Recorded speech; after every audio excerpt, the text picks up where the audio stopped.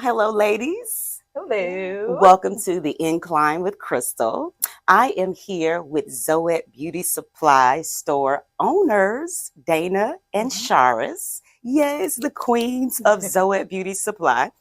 And you guys have a store here at the New Black Wall Street Market in Stonecrest, Georgia, and also another location in Mableton. Yes. Right? So, Yes. and you're continuing to build out, I'm sure. That's right. Yes. So tell the viewers on the Incline, like, how did you start a beauty supply store? I know your Mableton store. This is more of a boutique store here at the New Black Wall Street Market. It's inside the market.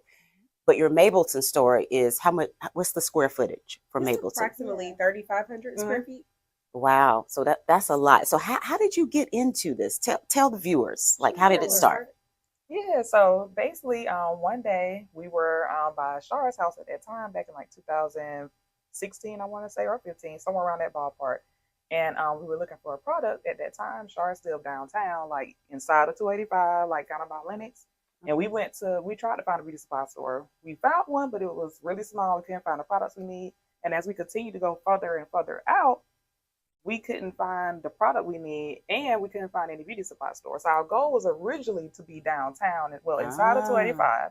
We still haven't found the location inside of 285 yet, but we had to go all the way from Lenox to Camp Creek just to find the product we want. So then we thought, why aren't any of these Black owned? However, like, they're supported by African Americans, like by 99%. So right, the target audience is typically African Americans Right. for beauty supply stores that you see inside of shopping plazas. Right. So this is a big deal, right? Because, Black girls all over the world are looking for products to take care of their hair in the neighborhood where you live. So that's a big deal, a big challenge. Yes. Yeah. It is. Yeah. So continue. Tell me more. So basically that was the birth of, hey, let's open a beauty supply store. So that's where the idea came from a long time ago. And then ever since then, we worked on it kind of every single day. And so you had no background in beauty supply store model. I mean, beauty supply can be overwhelming. Yes. I mean, you're talking about a lot of SKUs, a lot of products, dealing with a lot of different manufacturers, making sure your price points are correct. Like, how do you deep dive into that and have no background? Well, we have a background. We don't have background in beauty supply, but Dana is, what I would say, is more like a retail genius. So she's built other people's brands and retail stores, and she may be a little bit modest on it. So I'm going to tell it. Yes, to her. please tell it. Yeah, so no, she's grown stores from working for other companies. So we figured, I'm sure she could do it for us. And so that's part of her background. My background's in project management, sales, and some other things. And so a combination of our strengths and weaknesses, we decided to work together on a beauty supply store. Yeah, I've gotten to know these ladies here at the New Black Wall Street Market. I'm also a customer of Zoet Beauty Supply Store. Yeah. Right? I come here, I get my detergent, I get my shower caps, I've gotten, lips, gloss, and different things that I've needed over time here. So it's not just beauty supply hair care products, but they also sell other items. So tell the viewers, what are some of those additional items? Sure. So some of the additional items that we sell, we have, of course, virgin hair. Can't have a beauty supply store without virgin hair, and it's our own brand. We also sell products for men, such as beard conditioners, oil, anything for a bald head. So every type of person we have something for. We also sell stuff for kids, whatever it's kids products, or accessories, bows, equipment, barber equipment, supplies. I was going to say, you actually have appliances too, right? Yes, appliances.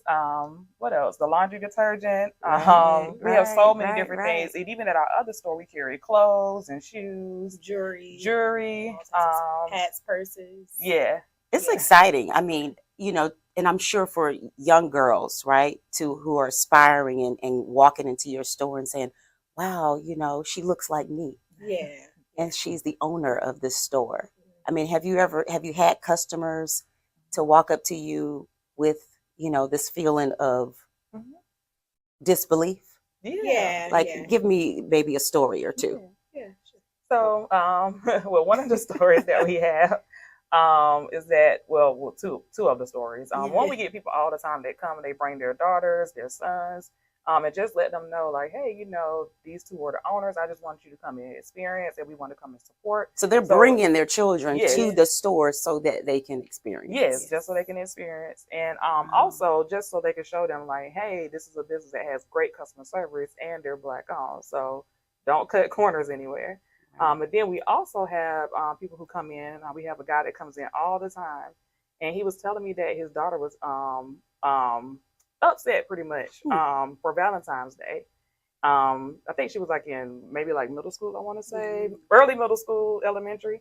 And he was saying that she wanted to go to a Valentine's Day she wanted the Valentine's dance or something like that to go with the boy, and the boy didn't want to go with her. So she was really, really upset. And so I was telling her, like, I didn't want to say boys are stupid, but I kind of said boys are stupid.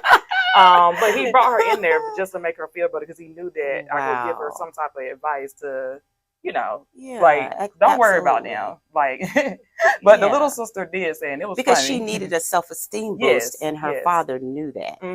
He knew that he couldn't give her the female self-esteem boost, right? Which is really, really great. And you need that to be a business owner, right? I mean, you have to. There's some tough days too. Tell the viewers about some of the challenges, because on the Incline, the goal is for the viewers to really understand how businesses work. Right. You walk into this beautiful store, and as you mentioned, the customer service is 5-star. The look is excellent. It's clean. The decor, everything is top notch, but we don't see all of the background, do we? No. And I think the background is the separator that will separate, as I mentioned on the show, in other shows, hobbies, hustles, real business models. Yes. So, Charis, I mean, what's your opinion about that? Yeah, one of the major, I guess we would say, hurdles in the industry, just to expand on what Dana said, I mean, 99% of the business simply comes from people in our community, in the Black community. However, when we started, less than 3% were owned by Blacks. Yeah, you could point them out. Yeah, even now in metropolitan Atlanta, numbers are growing. We have pioneers like Dana and I, and lots of other people that are continuing to get in the industry, but less than 10%, I'm sure, are probably still owned by people in the industry. And it's by design. It's not that, hey, no one got an idea to open a beauty supply store. It's very hard sometimes to get a lot of the products. We face racial discrimination, profiling, all types of things. Not with everyone in the industry, but it is a very, very common thing. So what was your will to not give up? When you know that you're being profiled, when you know that you walk in to, put in an application and there's some racial discrimination happening, how do you push past that? Because some people think, well, if the door is closed, I'm done. And that's not true. We don't take no as an answer. Yeah. Period. That part. That part. Look, maybe no now, but right. Yeah, we'll find out another way. Yes, we'll find a way. We'll I find like a way that. out of no way. Yeah. So you said your background is in? My background is in retail management, which kind of comes along with retail inventory. So that's my background. And the company I work for, I came in straight out of college in their management and training program and quickly moved up the ladder. So with that experience, especially with the retail and management, and you basically at that particular career, like I had to basically manage the job as if it was my own business. Except for like producing the marketing, which is still a challenge till this day. I think that's everybody's biggest challenge as a business owner. But that's my background. Okay. And then Charis, go deeper into your background. Yeah, of course. So I also came through a management and training program, but primarily for sales. But they had me do a little bit of everything. Where I ended up was in project management, and I managed books of business. I'll just say that for a lot of the large Fortune 500 companies, and I travel anywhere from here in Atlanta to Texas to Mexico, Canada, all over, working with a lot of clients. And so I just tried to take that, those skills and kind of apply them to what Dana and I are doing, because as we mentioned, there are a lot of moving pieces, and so that definitely requires a little bit of project management. Even if I didn't study it, you have to know how to manage certain things. And here, that's the commonality between both of us. Absolutely. And now I have a better understanding about these two, right? Like I said, I know them. I'm one of their customers. But they have a comfort level about how they work together. And so that has a lot to do with the background, right? And so we want the viewers to know on the Incline that you can always learn from wherever you're working. You know, I had an old boss, a CEO years ago, and he would tell me, just whatever you're doing here, you know, just stockpile it, because you will use it. You will use it somewhere in your life. Don't just say, oh, well, you know, I work a job, right? I work for another company, and you're not taking your position seriously, which can be hurtful to you later on when you need a skill set. Yes. Because as a business owner, how many hats do you wear? A million. Yeah. We're working on that right now. Without telling too much, we're working on making sure that we, you know, we staff not just appropriately in-house, but making sure we have the right people on our team. You know, some of that will be externally, but as you said, I mean, either way, regardless, we definitely wear plenty of hats. Yeah. We wear plenty of hats, you know, and that's a part of the business model, right? It's a part of being a small business. It's like, you know, you may not be at the stage where you can have a whole corporation of people running your business. And so now you have to wear about 10 hats at one time and know how to juggle them. But isn't it freedom, though, when you get to the point of being able to say, I can hire somebody? Yes, definitely. They both are like, yes. No, like, it was ridiculous. Like, I was literally working, what was it, like 16, 18-hour days? I would go to, so before we opened, you hear this, don't you? Like almost for a year, a little under a year, I would literally go to, I'll be at my job that I had before from 6 to like 2 or 3 or something like that. And I'll leave straight from there and go straight to the beauty supply store until 8, sometimes 9 o'clock at night if we had stuff to do. And that was literally like with no days off at all. Thank you for saying that. Like no days off. So people say they work all the time. No, I get it, but you have to do what you got to do to get where you need to be in life. Yeah, because it looks easy. And that's why I want people to understand any foundation that you pour, right? I came from a family of builders. And so I was that little girl, I can probably build a house, right? Me too. And, you too? Yes, me wow. too. So you get it, right? And people see, oh my gosh, this is a gorgeous mansion. But there is so much behind the stability of that mansion. You know, you get that foundation. If the foundation is messed up, the whole thing is messed up. Yeah. And so, like you said, oh my gosh, you know, it's a big deal. So we want you to know that on the Incline. It's like, don't give up. You know, how many days have you been frustrated? Plenty. Yeah, too many to count for sure. We turn them into funny days, though. We don't. So when something happens, we laugh about every day. It's some stuff that you wouldn't even believe we would laugh at. And you're like, wait a minute, y'all laughing at that? You got to. Right. Yeah. Right. Yeah. You know, some of the older people will tell you, just keep on living. That's right. Keep on living, because you will realize that what you think is just a disaster, you can manage it. You can manage it. It's going to be okay. You know, you just have to reset, keep calm, stay calm, you know, and just think through the process and have faith. Or you know, you got to, you know, really, really think above your own capacity. Right. So ladies, tell me like some highlights about your store. Are there any particular products that you like to push? Are there seasonal things that you push during the year? You know? Sure. So, to start with the first part, we definitely like to promote and share that we do have our own line of products, as Dana said. We do have our own lip locks. We have our own virgin hair, something that's called a perfect parting comb. We have our staple items that are not for sale, but more so for customer engagement, such as coming in and taking pictures in our Barbie box. That's a cool feature. Cute. Yeah. Is this at the Mableton store? It's at the Mableton store. Okay, cool. Yeah. And then we do have seasonal items. We have gift boxes, pretty much year round, but we kind of amp it up during the holiday seasons to offer, you know, well, we are resellers too, of course. And so the big box people offer, you know, additional products. And so just stay tuned. Because we like to feature a lot of those on our pages, whether it be social media or on our website, zoetbeautysupply.com. Hard working sisters. Yes. And on top of that, some of the other things I want to highlight too is that we do work with local people as well who have their own products. We have quite a few people who they started at our store and now they're in 5 or 6 other beauty supply stores that we help them get into. Just because we showed them what to say to us. Like, don't just come up to us and say, hey, buy my products. Like nobody's just gonna buy your product. So you're nobody's being asking for it. mentors to the Yeah. people that you would potentially collaborate with. Mhm. Yes. That is so key. Like, you know, it is super important. I'm such a community service person. Like, I'm always thinking about the bigger picture for the community. And I think as business owners, you have to think that way, right? You can't say, well, hand closed. Right. When they walk in and you know that they're a bit disheveled, they're probably nervous too, stumbling and not sure what to do. And then a Dana says, come here and let's have a conversation about your presentation. Presentation, the products, how it looks. Like you always want to make sure that your product look like it can go in Target any given day. Like don't come with no handwritten products. But that gives a personal touch to it. I get it, but no, but you're right though, because your projection should be far.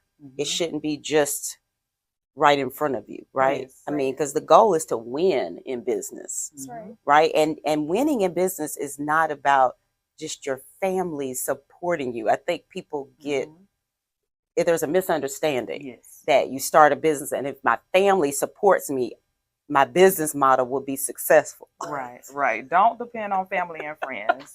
You want your target customer to support your business. Now, if your target customer is your family and friends, great.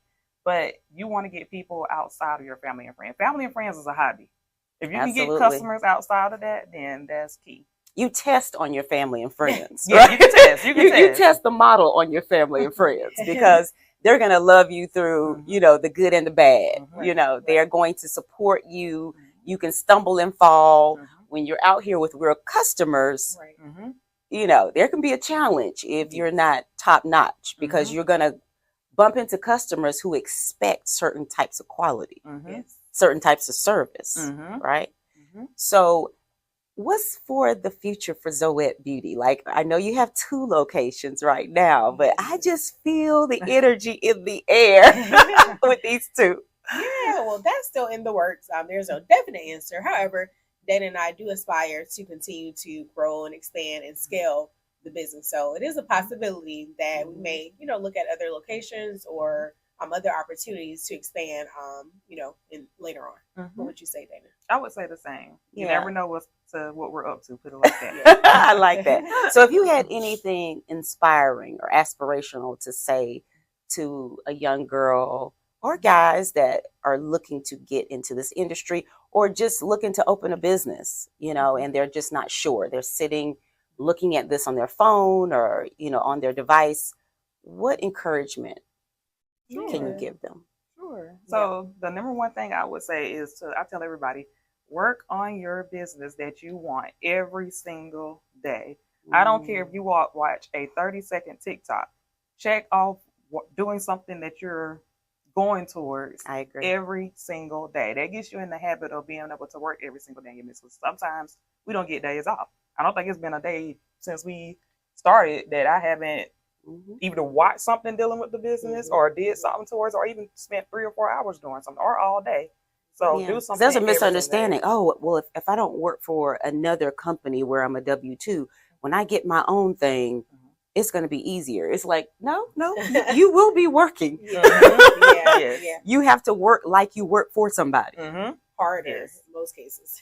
Say it again, Char. Especially in the beginning. Yeah. You have to go almost in overdrive mode. I mean, you have to find your own balance, of course, but by no means necessary, you know, can you just completely relax. So just to go hand in hand with Dana said, outside of working on it every single day, I would say it's never too early to start. Or too late. Yeah, or too late. That's true. Too late. That's true. Yeah. That's true. I mean, an idea can become, you know, a vision to your plan, and then, you know, you can start to implement. And as she said, even if it seems overwhelming, just start on it piece by piece, you know, day by day, whether it be, like she said, reading something, reaching out to other people. You'd be surprised who, you know, will actually be willing to help. Not everyone's in your corner, but not everyone's against you either. And so whether it be, you know, someone else already in the beauty supply industry, whether it be, you know, restaurant, whatever, you know, there's usually someone out there that's either offering, you know, free advice or help. And then don't be afraid to make an investment.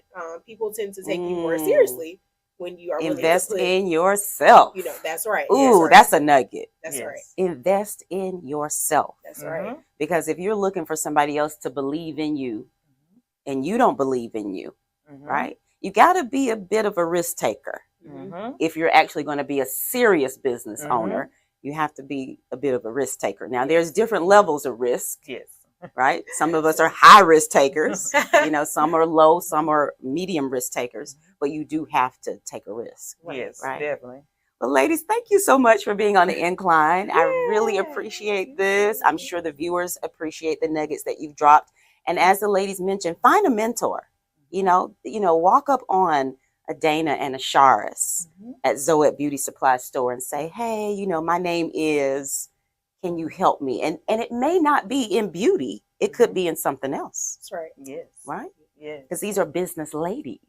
These are business queens. So they can help you, right? Yes. Absolutely. It's Yes. about community. So Yes. thanks, and we'll see you again later on the Incline.